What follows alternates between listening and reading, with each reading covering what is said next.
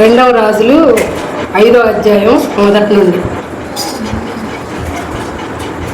Syria రాజు సైన్యాధిపతి అయిన నయమాను అనునొకడుండెను. అతని చేత యెహోవాయే సిరియా దేశమునకు జయము కలుగజేసి ఉండెను.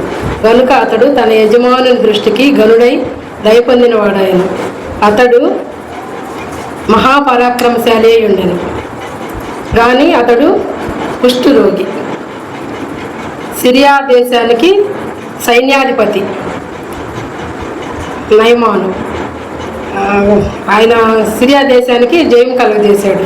సైన్యాధిపతి అంటే రాజు తర్వాత సైన్యాధిపతి సైన్యాన్ని నడిపిస్తూ యుద్ధాలు అవి చూసుకుంటూ ఉంటారన్నమాట. కానీ అతనికి కుష్టు వ్యాధి ఉంది. కుష్టు వ్యాధి ఉన్నప్పుడు సిరియనులు గుంపులు గుంపులుగా బయలుదేరి ఇశ్రాయేలు దేశం మీదకు పోయి ఉండేది. వారచట నుండి ఒక చిన్నదాన్ని సెరగొనితేగా అది నయమాను భార్యకు పరిచారం చేయుచుండెను. సిరియా దేశస్తులు ఏం చేశారు, ఇశ్రాయేల్ దేశంలో యుద్ధాలు అట్లాగా జరుగుతూ ఉంటాయి కదా, వెళ్ళినప్పుడు ఈ చిన్నదాన్ని చెరవని తీసుకొని వస్తారు. ఆ అమ్మాయి చిన్నదన్నమాట, పేరు ఏం లేదు, చిన్నదంటే ఒక 11-12 ఏళ్ళు వయసు ఉన్న చిన్నదై ఉండొచ్చు. అప్పుడు ఆ అమ్మాయి నయమాను భార్య దగ్గర పరిచారకురాలుగా ఉంటుంది. ఉన్నప్పుడు ఆ నయమాన్ని గమనించి ఉంటుంది. ఆ చిన్న పాప గమనించి ఇట్లాగా చెప్తుంది, భార్యకి చెప్తుంది, నయమాను భార్యకి, షోమ్రోన్లోనున్న ప్రవక్త దగ్గర నా ఏలిన వాడు ఉండవలనని నేను ఎంతో కోరుచున్నాను. అతడు నా ఏలిన వానికి కలిగిన కుష్ఠు రోగము బాగు చేయనని తన యజమానురాలితో అనెను. ఆ చిన్నది నయమాను భార్యకి చెప్తుంది. చెప్పినప్పుడు ఆమె కూడా విని నయమాను రాజుకి చెప్పుద్ది.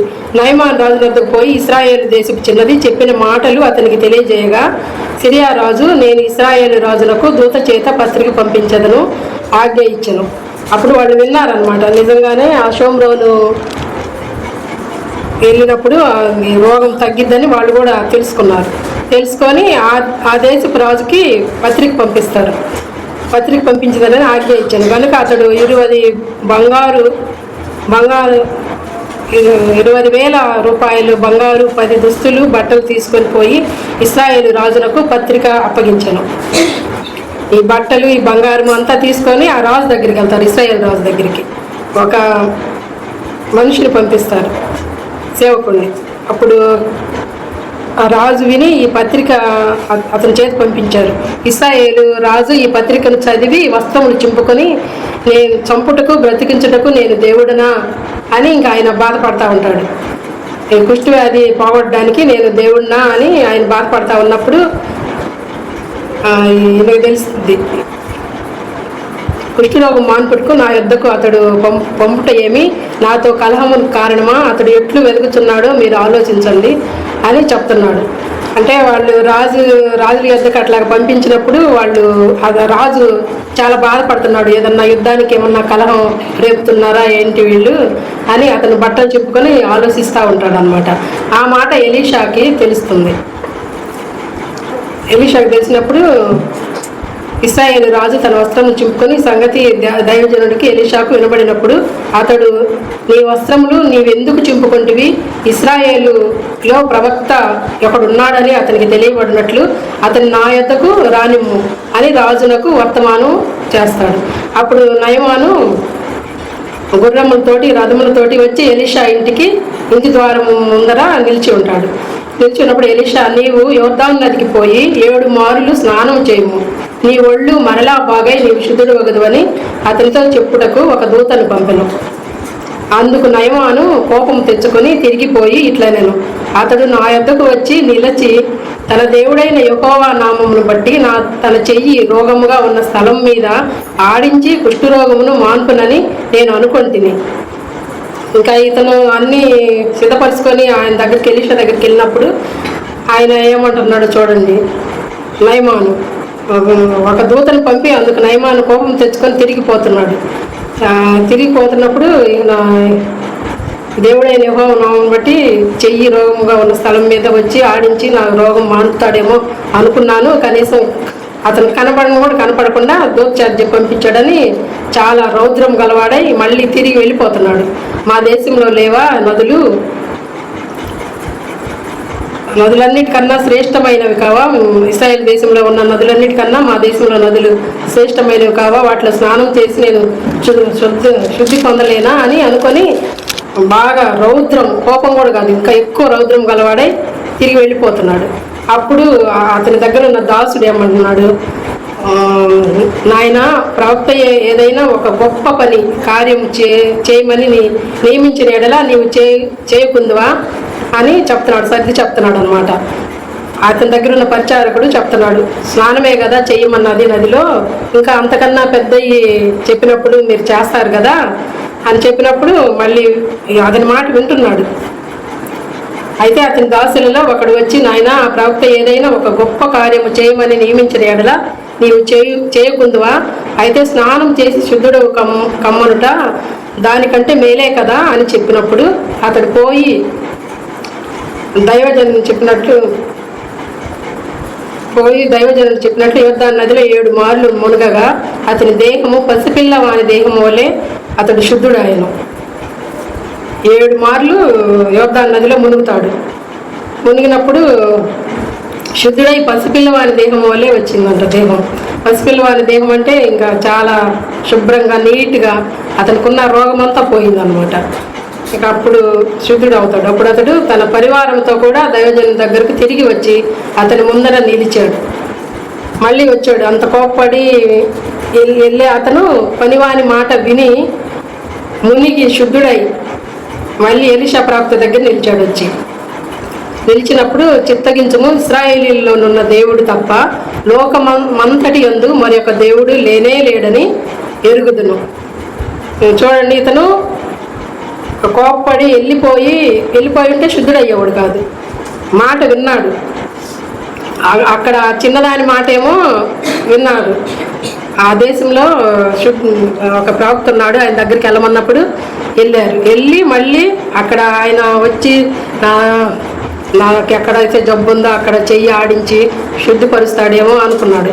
కానీ అట్లా చెయ్యిపోయేసరికి చాలా కోప్పడి వెళ్ళిపోయేవాడికి మళ్ళీ ఈయన పరిచారకుడే చెప్తాడు, ఇంకా అంతకన్నా పెద్ద ఇది ఏదైనా చెప్పుంటే మీరు చేస్తారు కదా, వట్టి స్నానమే కదా చేయమంది, చేస్తే మీరు శుద్ధుడు అవుతాడు అని ఆయన పని మాట విన్నాడు.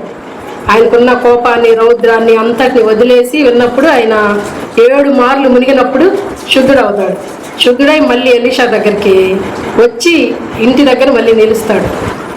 నిలిచినప్పుడు తన పరివారంతో కూడా దైవజనుని దగ్గర తిరిగి వచ్చి అతని ముందర నిలిచి, చిత్తగించుము, ఇశ్రాయేలీలో ఉన్న దేవుడు తప్ప లోకమంతటి యందు మరి ఒక దేవుడు లేనే లేడని నేను ఎరుగుదును అని సాక్ష్యం ఇస్తున్నాడు.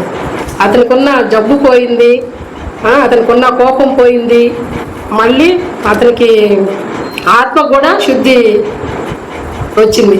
అసలు ఇక నా లోకంలో ఏ దేవుడు లేడు, యెహోవా దేవుడు తప్ప అని సాక్ష్యం ఇస్తున్నాడు.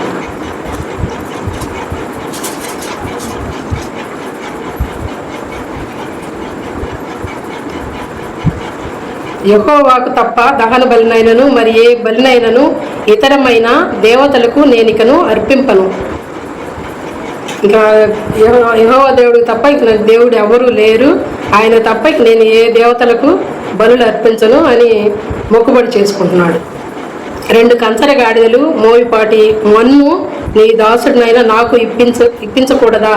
నా యజమానుడు మ్రొక్కుటకు రిమ్మోను గుడిలో సొచ్చి నా చేతి మీద ఆనుకున్నప్పుడు నేను రిమ్మోను గుడిలో నమస్కారం చేసిన ఎడల రిమ్మోను గుడిలో నేను నమస్కారం చేసిన సంగతి గుర్చి యెహోవా నీ దాసుడినైనా నన్ను క్షమించునుగాక అని నయమాను చెప్పగా ఎలీషా నెమ్మది కలిగి పొమ్మని అతనికి సెలవిచ్చును. ఆ దేశం మట్టి కూడా కావాలని అతనికి అనిపించి ఎలీషా ప్రవక్తను అడిగి తీసుకొని వెళ్తున్నాడు అనమాట. అది మాట ఎవరైనా చెప్పినప్పుడు అది మంచి మాట అయితే ఎవరైనా వినాలి. ఆ చిన్నది అంటే అసలు అమ్మాయికి అవసరం లేదు చెప్పాలని, అంత పెద్ద రాజుకి అమ్మాయి గమనించి అతని జబ్బు పోయిద్ది అలానా చోటుకి వెళ్తే అని అమ్మాయి చెప్పినప్పుడు విని వాళ్ళు గ్రహించి అక్కడికి వెళ్ళారు. అక్కడికి వెళ్ళినా కూడా అతను ఎలీషా ప్రవక్త నాకు అసలు కనపడలేదు, నా మీద చెయ్యి ఉంచి ప్రార్థన చేస్తాడు అనుకున్నప్పుడు ఏం జరగలేదని చాలా రౌద్రం గలవాడే వెళ్ళిపోతున్నాడు. వెళ్ళిపోతా కూడా మళ్ళీ అతని దగ్గరే ఉన్న పరిచారకుడే మళ్ళీ చెప్పినప్పుడు తగ్గించుకొని మాట విన్నాడు, విని శుద్ధుడయ్యాడు. శుద్ధుడు అవటమే కాకుండా అతనికి నిజమైన దేవుడు ఎవరని ఆయన గ్రహించుకున్నాడు. ఆత్మకు కూడా శుద్ధి వచ్చింది. సో దేహానికి కూడా శుభ్రంగా, ఎంతో పెద్ద రోగం అన్నమాట అది ఆ రోజుల్లో అయితే అసలు ఊరు వెలపలే ఉంటారనమాట జబ్బున్న వాళ్ళు. కానీ అతను సైన్యాధిపతి కాబట్టి దేశంలో అది ఉంటున్నాడు జనాల మధ్యలో. మనం ఎవరైనా చెప్పినప్పుడు అది మంచి మాటని గ్రహించి తీసుకున్నప్పుడు అది దేవుడు కూడా చూస్తూ ఉంటాడు, అంగీకరిస్తాడు, మనకున్న అనారోగ్యాలను కూడా తీసివేస్తాడు. మళ్ళీ ఇంకొక అబ్రహాము కూడా మాట విన్నాడు, దేవుని మాట. అబ్రహాము కూడా దేవుని మాట విని ఆయన జనములకు తండ్రి అయ్యాడు. మన యేసయ్య కూడా ఈ లోకమునకు వచ్చి ఆయన శరీరంతో వచ్చి ఎన్నో శ్రమలు సహించి మన కోసం సిలువలో మరణించి తిరిగి లేచాడు. అలాగే మనం కూడా తగ్గింపు నేర్చుకొని మన దేవుడైన యేసయ్యను నమ్ముకొని మన జీవితాంతం ఒక మంచి మాట ఎవరు చెప్పినా వినేవారంగా ఉండాలని కోరుకుంటున్నాను. ఈ చిన్న వాక్యాన్ని దేవుడు దీవించను గాక.